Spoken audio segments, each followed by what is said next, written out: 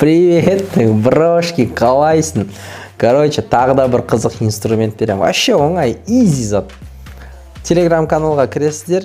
Телеграм каналдың мына жерде сіздерге арнап близкие друзья деген PNG тұрады. Көрермендеріңізді сіздің ұстап қалу үшін сіздерге бір инструмент көрсетемін. Ол инструменттің аты близкие друзья. Мен кейде қолданамын ғой, өзім близкие друзья дегенді сторисіме қойып қалсам, кәдімгідей активность көтеріліп кетеді. Адамдар, өйткені адам, о, мына мені қосты ғой деп до конца көреді да сіздің сторисіңізді. О, мына мен біресе қосты ма, не айтып жатыр екен деп до конца көріп қалады. Түсіндіңіз ғой не екен? Өзіңіз сөйлеп жатқанда, бір нәрсе түсіріп жатқанда, оны бірақ бәріне қоя бермеңіз. Бұл бір маңызды ақпарат, бұл бір өзіңіз маңызды бір нәрсе айтқыңыз келген жағдайда, егер сол нәрсені барлығы көрсін деген бір заттар болады ғой, мен андай скидка болып жатыр, 2000 теңге қарызға керек деген шучу. Сол кезде осы инструментті қолданыңыздар.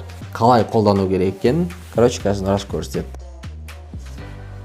Телеграм каналдан PNG суретті жүктеп аласыз өзіңіздің фотопрограммаңызға.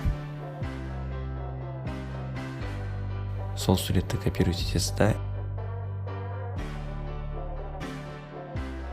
Инстаграмға кіргенде вставить деп басасыз. Одан кейін оны қолмен аласыз да осы жерге жылжытып әкелесіз.